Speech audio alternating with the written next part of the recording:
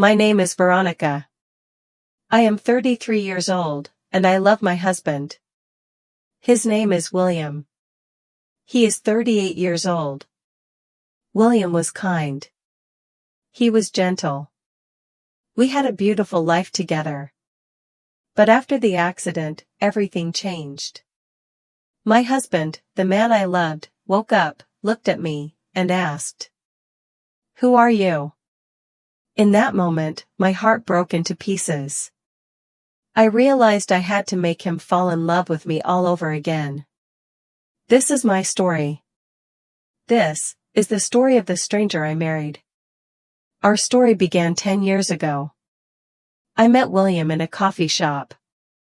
He was sitting at the table next to me. He accidentally spilled his coffee. It went all over my shoes. He was so embarrassed. He apologized again and again. But I just laughed. He offered to buy me a new coffee, and we started talking. We talked for hours, as if we had known each other our whole lives.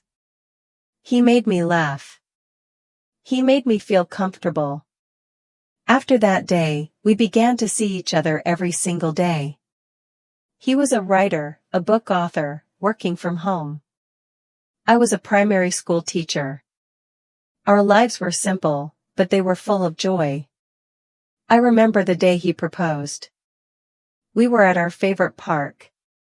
He was so nervous, his hands were shaking. He looked into my eyes and said, "Veronica, I want to spend every single day of my life with you. Will you marry me?" I cried.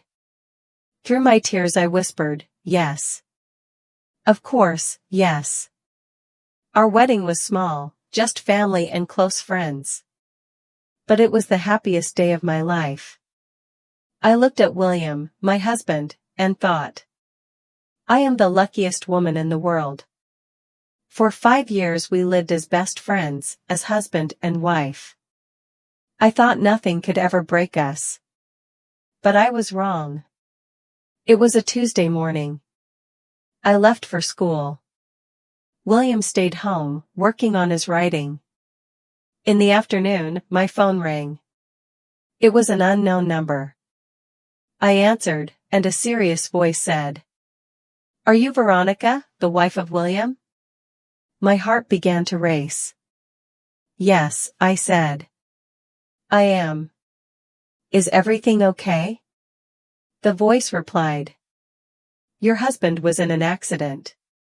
He is at the city hospital. You need to come right away." The world stopped. Accident? William? No, it was impossible. He was home. He was safe. I dropped the phone. My colleague ran over. She saw my face and asked, "Veronica, what's wrong?" I couldn't speak. I just pointed to the phone. She answered for me. Her face turned pale. Then she said, "I'll drive you to the hospital." On the way, my mind was filled with terrible thoughts. Please be okay, William. Please be okay. I repeated those words again and again. At the hospital, I ran inside. I begged to see my husband. A nurse led me to a small waiting room. She said a doctor would come soon. Waiting was torture. Every minute felt like an hour. At last, the doctor entered.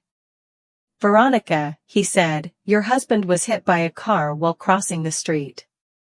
Tears streamed down my face. He continued, "He suffered a serious head injury. We performed surgery.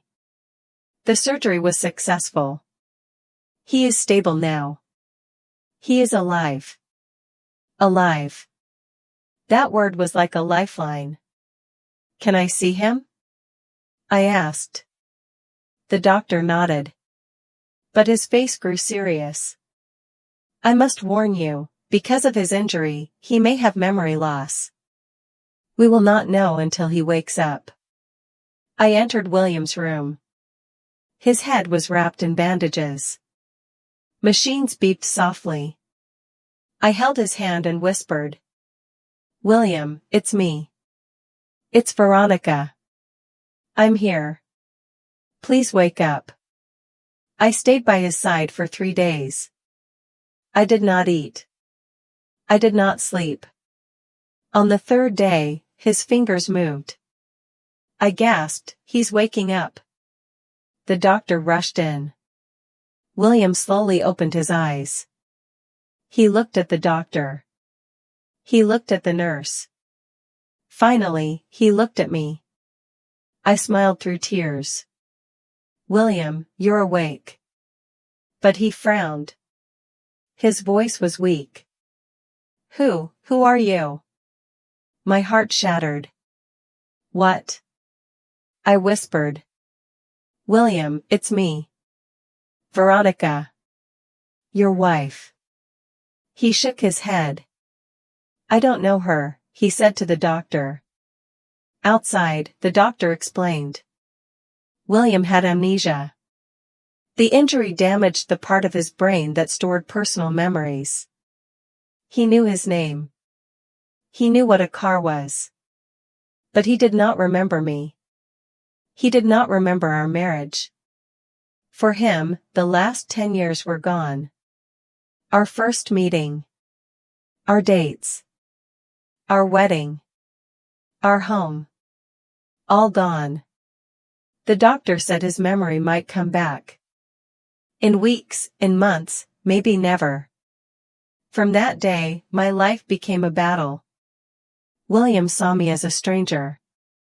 But I refused to give up. I showed him pictures. I told him stories. He listened politely, but his eyes were blank.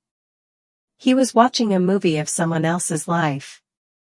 He was a guest in his own home. At night, we slept in the same bed. But he lay stiff, distant. I was afraid to touch him.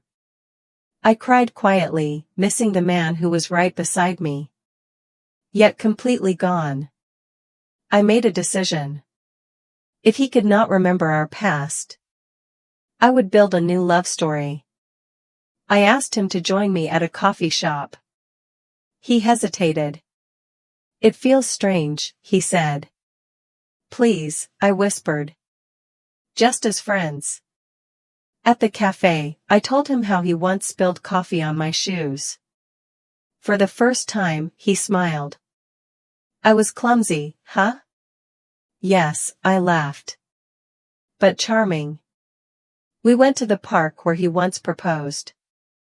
I told him all our stories. He listened quietly. I didn't know if he was remembering. But at least he was with me. Weeks passed. Slowly, we started talking, not about the past, but about the present.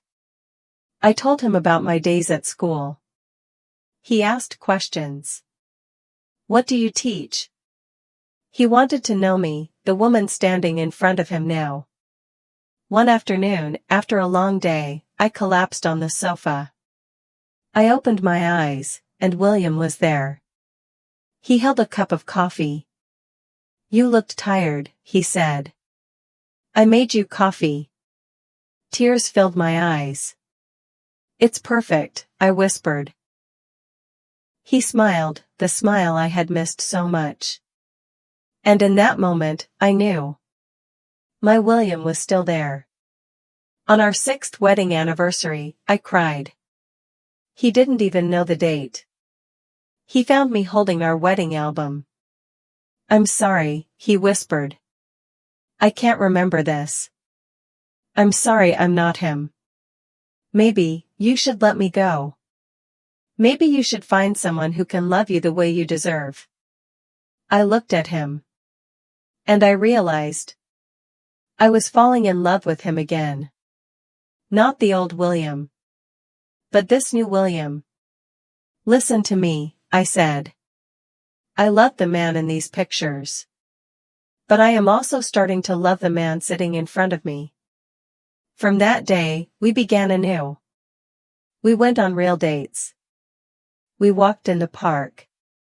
We talked for hours. One evening, William looked at me with shining eyes. "Veronica, I think I'm falling in love with you." Tears spilled down my cheeks. "I'm falling in love with you too, William." Life was not perfect. His memories never fully returned. But we built something new, something real. A year after the accident, on our anniversary, he took me back to the same park where he first proposed. He held my hand and said, "Veronica, I may not remember the first promise I made to you, but I want to make a new one." He knelt, pulled out a small box, and opened it. Inside was a beautiful ring. "Veronica," he whispered, "you stayed with me when I was a stranger. You taught me how to live again. You taught me how to love again. I love you more than words can ever say. Will you marry me again?" My heart burst with joy. "Yes," I cried. "Yes, 1,000 times, yes." We stood in the same place as years before. But we were different people. And our love was different too. Sometimes, life takes away the things we think we cannot live without. It is painful. It is terrifying. But sometimes, when you lose everything, you find what truly matters. You find a new beginning. Never give up on love. And never give up on yourself. If you liked this story, please like, comment, share, and subscribe.